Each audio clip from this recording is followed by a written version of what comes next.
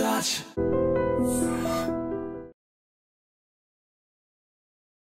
Hi hello నమస్తే welcome to iDream media. నేను మీ శ్రావ్య. మనతో పాటు ఇప్పుడు ఉన్నారు AMFI registered mutual fund distributor P S Chandrashekar గారు. నమస్తే సార్. నమస్తే అండి. ఎలా ఉన్నారు సార్? ఒక పర్సన్ ఉన్నారు, అతని దగ్గర 35 lakhs ఉన్నాయి. అతను ఏమంటే ఇల్లు తీసుకోవాలా లేదంటే మ్యూచువల్ ఫండ్స్లో ఇన్వెస్ట్ చేయాలా, ఈ రెండిట్లో డైలమాలో ఉన్నారు. సో ఏదైతే బెస్ట్ అంటారు? ఓకే, శ్రావ్య గారు, మనం యాక్చువల్గా మనం డిస్కస్ చేసుకున్నట్టుగా 35 lakhs ఆయన దగ్గర ఉంది. ఇక్కడ మనం కన్సిడర్ చేయవలసిన కొన్ని ఇన్ఫర్మేషన్స్ ఉన్నాయి మేడం. ఆయన ఏంటంటే ఫస్ట్ ఆయన ఏజ్ ఏమో 58 years. Okay okay, government employee, 58 years, 20,000 జీతం వస్తుంది ఆయనకి ప్రస్తుతానికి. ఇంతవరకు 58 years ఏజ్లో ఒక 10 lakhs సేవ్ చేశారు.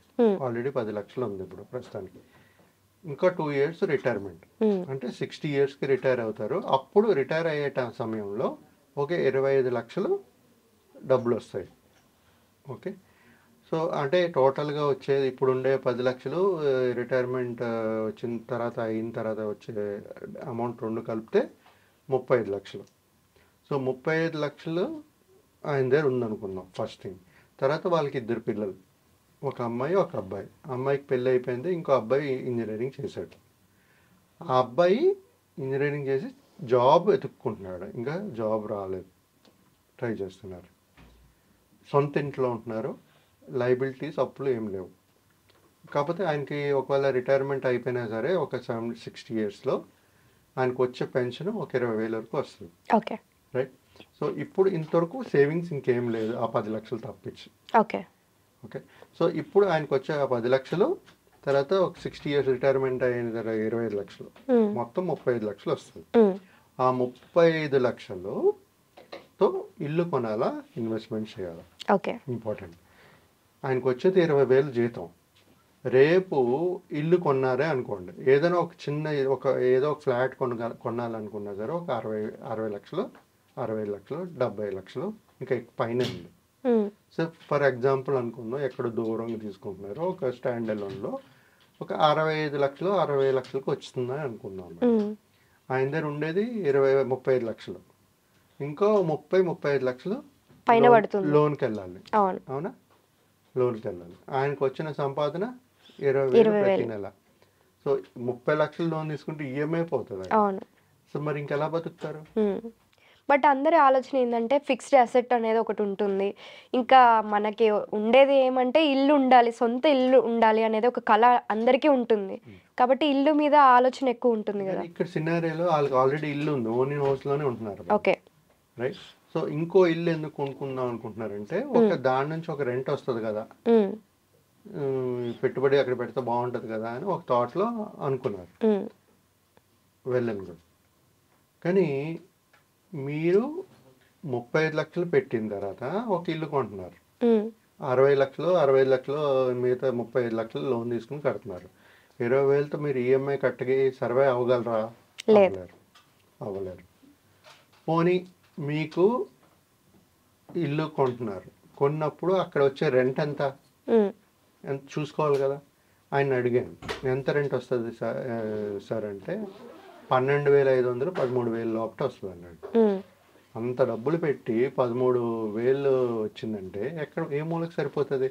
30 lakhs అంటే కనీసం 20-25 పైనే ఉంటుంది ఈఎంఐ ప్రతి నెల కట్టుకోవాల్సింది. ఆయనకి 20 ఏదో 30,000లో 25,000, 30,000 వరకు ఈఎంఐ కట్టుకున్నా ఎలా సర్వే అవుతారు? Question mark. ఆయనకు నేనేం చెప్పానంటే, మీకు ఇప్పుడు ప్రస్తుతానికి 58 yearsలో మీద 10 lakhs ఉంది, అది ఇంకా ఆల్మోస్ట్ రిటైర్ అయ్యే స్టేజ్ కదా సార్. సో ఈ మాట కూడా అన్నాను మేడం, ఇంతవరకు మీరు జీవితం అంతా కష్టపడ్డారు, కష్టపడి సంపాదించారు, 10 lakhs ఉన్నాయి మీద. మళ్ళీ మీ ఇక్కడ 60 సంవత్సరాలు రిటైర్ అయిపోతారు, ప్రశాంతమైన జీవితం, లైబిలిటీస్ లేదు, అప్పులు లేవు, ఇల్లు ఉంది, సొంత ఇల్లు ఉంది, అబ్బాయి సెటిల్డ్, ఏమీ ఇది లేదు.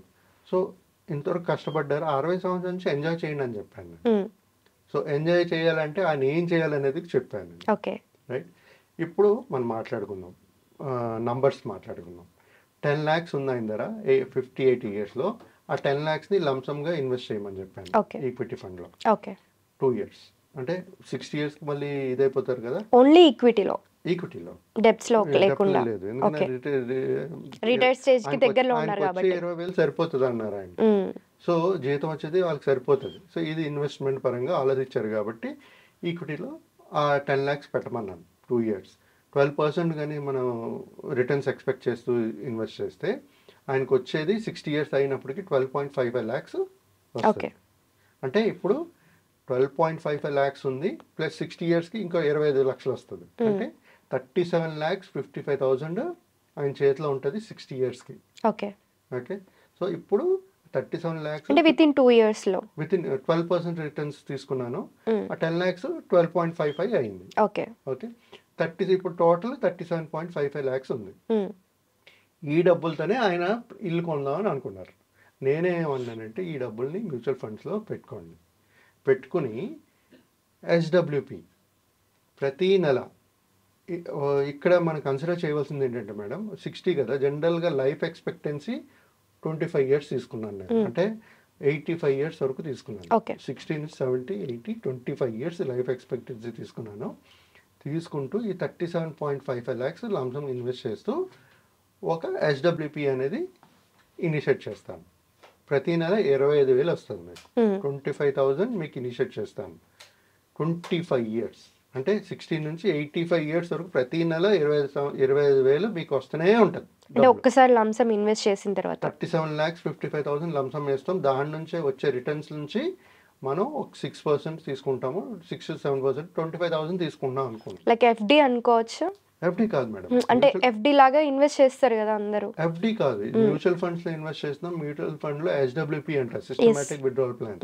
దీంట్లో ఏంటంటే ఒక 12 to 15% రిటర్న్స్ జనరేట్ అయితే దాంట్లో నుంచి ఒక 6%, 7% అనేది తీసుకుంటాం. సో ఇక్కడ ఈ కేసులో ఏంటంటే జనాలకి క్వశ్చన్ రావచ్చు కదా సార్, మేము ఎఫ్డిలో కూడా ఇన్వెస్ట్ చేసుకోవచ్చు కదా, ఎందుకు మ్యూచువల్ ఫండ్స్ లోనే ఇన్వెస్ట్ చేసుకోవాలనే క్వశ్చన్ కూడా రావచ్చు కదా. ఎందుకంటే ఇప్పుడు అక్కడ రిటర్న్స్ ఇన్ఫ్లేషన్ బీట్ చేసే రిటర్న్స్ కాదు కదా, మీకు వెల్త్ క్రియేట్ అవ్వట్లేదు కదా. అందుకనే మన ఎస్డబ్ల్యూపీ మ్యూచువల్ ఫండ్స్ లో మాట్లాడుతున్నాం. సో ఈ మీకు 6% ఈ 25,000 రావాలి అనుకునేటప్పుడు మ్యూచువల్ ఫండ్ తప్పించి మీరు ఎఫ్డీలో చేయలేరు, వెల్త్ క్రియేట్ చేయలేరు. సో ఈ 37,55,000 మ్యూచువల్ ఫండ్లు పెట్టి ప్రతి నెల 25,000 చొప్పున ఎస్డబ్ల్యూపీ తీసుకుంటారు. క్రమబద్ధంగా ప్రతి నెల 25,000 ప్రతి నెల ఇన్కమ్ వస్తుంది, ప్యాసివ్ ఇన్కమ్ వస్తుంది. ఇది ప్యాసివ్ ఇన్కమ్. ఒరిజినల్ ఇన్కమ్ ఏంటి? పెన్షన్ 20,000. 25,000 ప్రతి నెల 25 సంవత్సరాలు తీసుకుంటారు. అంటే వాళ్ళు తీసుకున్న అమౌంట్ 75 లక్షలు తీసుకుంటున్నారు. 75 lakhs. ఓకే, విత్డ్రాన్ అమౌంట్ ప్రతి నెల 25,000 చొప్పున తీస్తున్నారు కదా, ఆ 25 సంవత్సరాలు క్యాలిక్యులేట్ చేసుకుంటే 75 lakhs. అది కాకుండా ఆ 25 years అయిన తర్వాత, అంటే when he's at age of 85 years, ఆయన దగ్గర ఉండే కార్పస్ 2,12 lakhs, 2.1 CR ఇంకా ఆయన దగ్గర ఉంటుంది. 70 లక్షలు తీసుకున్నా కూడా అమౌంట్ తగ్గదు అక్కడి నుంచి. సో ఇప్పుడు ఆయనకి 2 scenarios పెట్టాను. సార్ మీకు ఇది ఇల్లు 20 సంవత్సరాలు మీరు కడుతూనే ఉండాలి, ఇక్కడ మనం తీసుకుంటూ ఉన్నాం, ఇక్కడ తీసుకుంటూ ఉన్నారు, మీరు తీసుకుంటూ ఉన్నారు, మీ కార్పస్ అలాగే ఉంది. మీ ఈ 2 ఆప్షన్స్ మీరు సెలెక్ట్ చేసుకున్నాను. ఆబ్వియస్ గా ఇంకా మ్యూచువల్ ఫండ్స్ సెలెక్ట్ చేసుకున్నాను. ఇంకో విషయం చెప్పాను సార్, 60 years వరకు మీరు కష్టపడ్డారు, సంపాదించారు, ఇది టైము మీరు ఎంజాయ్ చేయండి ఫ్యామిలీతో. ఒక 3 years 5 years ఒకసారి ఫ్యామిలీ ట్రిప్ వెళ్ళండి. ఇలాంటి అమౌంట్ ఇప్పుడు వాళ్ళకి 20,000 సరిపోతున్నప్పుడు 25,000 ప్రతి నెల వస్తుందండి. దే కెన్ ఎంజాయ్, ట్రిప్స్ వెళ్ళొచ్చు, ఇండియా టూర్స్కి వెళ్ళొచ్చు, దీనికి వెళ్ళొచ్చు. లేదు మీకు దాంట్లో కూడా మళ్ళీ మిగులుతుంది అనుకోండి, మళ్ళీ ఇంకో సిప్ స్టార్ట్ చేయండి. అప్పుడు 2.12 ఇంకా 3 కూడా పెరగచ్చు, రైట్? సో ఈ సింపుల్ స్ట్రాటజీ మనం ఫాలో అయితే, కాకపోతే డిసిప్లిన్ ఉండాలి, కన్సిస్టెంట్గా ఉండాలి. సో అప్స్ అండ్ డౌన్స్ ఉంటాయి, కొంచెం ఇటు తేడా ఉంటే 2.5 లేకపోయినా 1.5 వచ్చే ఛాన్సెస్ ఉంటాయి. But still you're creating a wealth. అక్కడ రిస్క్ తీసుకోవట్లేదు, టెన్షన్స్ తీసుకోవట్లేదు, టెన్షన్ ఫ్రీ. సో ఈ విధంగా మనం ప్లాన్ చేసుకోవచ్చు అని చెప్పాను అండి. సో అన్ని విన్నారు, తర్వాత మళ్ళీ will get back to you అన్నారు. సో ఇట్ డిపెండ్స్ అండి, it depends on person to person how they wanted to invest. So ఇప్పుడు నేను చెప్పింది ఏంటంటే ఆ ఇల్లు కొని ఉంటే వాళ్ళు ఇంకా జీవితం 20 ఇయర్స్ కష్టపడి సాక్రిఫైస్ మళ్ళీ చేసి ఈఎంఐస్ లూప్ లో పడాల్సి వస్తుంది. తినకుండా ఆ 20,000 మొత్తం కష్టపడి అది కట్టగలరో లేదో కూడా తెలియదు. అక్కడ రెంట్ రాలేదనుకోండి, అవును. ఈఎంఐ ఎలా కడతారు? అవును. 35 లక్షలది. వెరీ డిఫికల్ట్ కదా. సో ఈ సినారియోస్ అన్ని ఎక్స్ప్లెయిన్ చేసిన తర్వాత దెన్ ఐ థింక్ ఈ రియలైజ్. సో అంటే దీన్ని బట్టి నాకు అర్థమైంది ఏంటంటే ఈవెన్ రిటైర్మెంట్ స్టేజ్కి దగ్గరలో ఉన్నా కూడా మనం ఒక కార్పస్ అమౌంట్ అనేది మనం డెవలప్ చేసుకోవచ్చు అనేది కూడా అర్థమైంది. అంటే like early retirement stage FIRE అనే కాన్సెప్ట్ కూడా విన్నాము. సో అదే కాకుండా ఇలా కూడా ప్లాన్ చేసుకోవచ్చు అనేది ఒకటి క్లారిటీ వచ్చింది సార్. ఇప్పుడు జనరల్గా ఏమంటే అంటే యంగ్స్టర్స్ ఉండేటప్పుడు ఎస్ఐపీలు వేసుకోండి, లంసం వేసుకోండి, ఒక వెల్త్ క్రియేట్ చేసుకోండి, తర్వాత SWP అని. ఇప్పుడు ఇక్కడ ఏంటంటే అసలు ఇన్వెస్ట్మెంట్స్ ఏం చేయలే, మ్యూచువల్ ఫండ్స్ లోనే చేయలే. సో కాకపోతే రిటైర్మెంట్ ఏజ్ వచ్చినప్పటికీ ఒక 35 లక్షలు ఉంది, 37.55 lakhs ఉన్నాయి. దాంతో మనం ఎలా వెల్త్ క్రియేట్ చేసుకోవాలి, మన లైఫ్ ని ఎలా లీడ్ చేయాలి. సేమ్ మీకు అక్కడ వస్తుంది 12,000 13,000 రెంట్, ప్లస్ అక్కడేంటి మీకు మెయింటెనెన్స్ ఉంటుంది. ఒకవేళ ఒక 2-3 months లేకపోతే మీకు రెంట్ రాదు. సో ఇవన్నీ ఉన్నాయి. మళ్ళీ మీకు వచ్చిన డబ్బుల నుంచి మళ్ళీ మెయింటెనెన్స్, రిపేర్స్ అన్ని చేయించాలి. మారుతున్నప్పుడల్లా పెయింట్లు చేయించాలి. అవన్నీ పెద్ద తలనొప్పులు, హెడేక్. ఈ 60-70 years లో అక్కడికి వెళ్ళి పెయింట్లు కొట్టించడం, రిపేర్లు చేయించడం, ఇవన్నీ చేసే బదులు కంటే ఒక ఇన్వెస్ట్మెంట్ చేసి మీకు ఇంట్లో నుంచి 25,000 కాబట్టి ఇంకోటి ఎక్కడికి వెళ్ళకుండా మనం ఇన్వెస్ట్ చేసిన అమౌంట్ మళ్ళీ ఎవ్రీ మంత్ మనకు వస్తూ ఉంటుంది కాబట్టి ఇది బెస్ట్. ఏం కావాలి మేడం, అదే కదా కావాలి. 25,000 చెప్పాను, ఇప్పుడు 20,000 తీసుకోండి, సరిపోతుంది కదా. ఇంకా అప్పుడు కార్పస్ ఇంకా ఎక్కువ ఉంటుంది.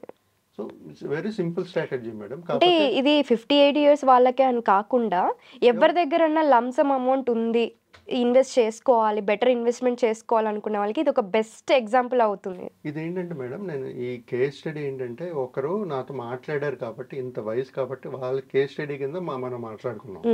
సో ఇదే ఈ ఏజ్ డిఫరెన్స్ ఏదైనా ఉండొచ్చు, 50 years ఉండొచ్చు కొంతమంది, లేకపోతే 55 years ఉండొచ్చు, లేదా 45 years ఉండొచ్చు. సో వాళ్ళ దగ్గర కూడా లంసమ్ ఉండేటప్పుడు ఇలా ప్యాసివ్ ఇన్కమ్ అనేది మనం ప్లాన్ చేసుకోవచ్చు. మనకి ఆ డబ్బులు ఏం చేసుకుంటారు అనేది ఇంపార్టెంట్. ఎప్పుడైతే డబ్బులు కావాలో వాళ్ళు SWP పెట్టుకోవాలి. డబ్బులు వద్దనుకున్న లంసమ్ పెట్టి ఇన్వెస్ట్ చేసి వదిలేయండి, వెల్త్ అనేది క్రియేట్ అవుతుంటుంది.